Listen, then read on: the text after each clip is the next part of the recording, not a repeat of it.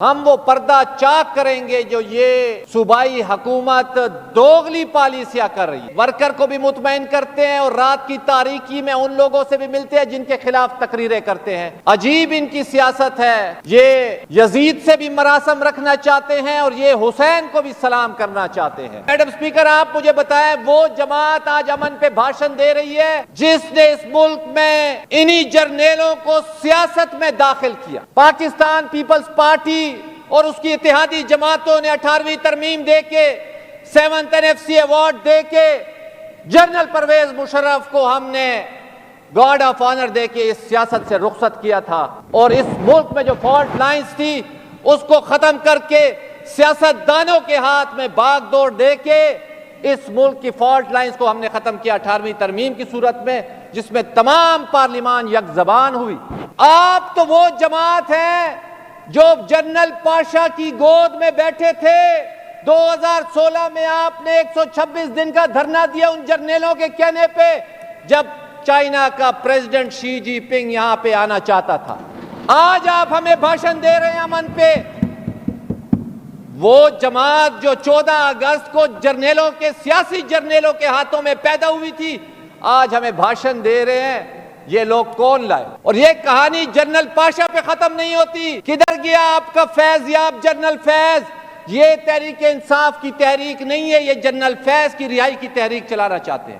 آج پشتونوں کا جو قتل عام ہو رہا ہے، آج جو شہادتیں ہو رہی ہیں، انہی کی حکومت میں، جنرل فیض اور عمران خان کی حکومت میں یہ لوگ لائے گئے اور یہاں پہ ایجنڈا تیار کیا گیا۔ یہ کس سے ڈھکی چھپی باتیں ہیں میڈم سپیکر؟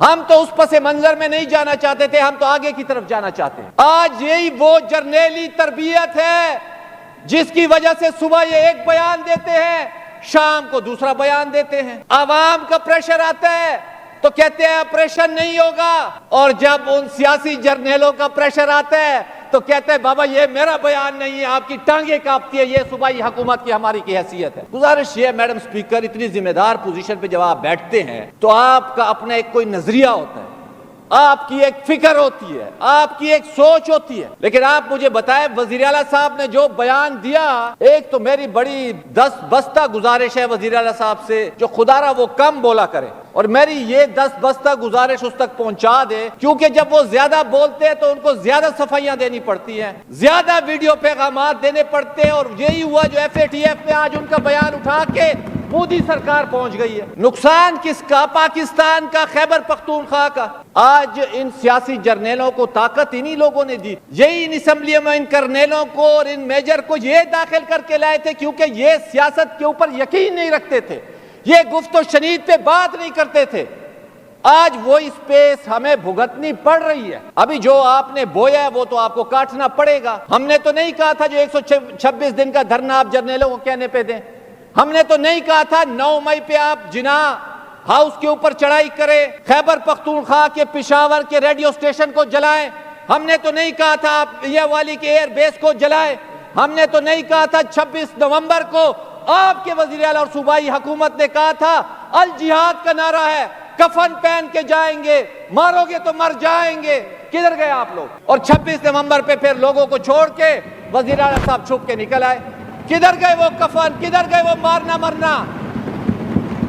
جناب اسپیکر، یہ لوگ کنفیوز ہیں، ان کی ترجیحات میں امن نہیں ہے، ان کی ٹانگیں کانپتی ہیں جب یہ ان سیاسی جرنیلوں کے آگے جاتے ہیں۔ یہ پہلے کابینہ جب بنی تھی، کور کمانڈر ہاؤس گئے تھے وہاں پہ مبارکباد دینے پوری وزیر اعلیٰ کے ساتھ۔ کون گیا تھا؟ آج ہمیں بھاشن دیتے ہیں، آج ہمیں بھاشن دیتے ہیں۔ آپ کو سننا پڑے گا، یہ سیاسی جرنیل آپ کی پیداوار ہے جو آج آپ بھگت رہے ہو جائے گا، آرام سے ہو جائے گا، ان سے برداشت نہیں ہوگا۔ گزارش ہماری یہ ہے، ہم تو چاہتے ہیں اس چیز کو آگے لے کر چلیں۔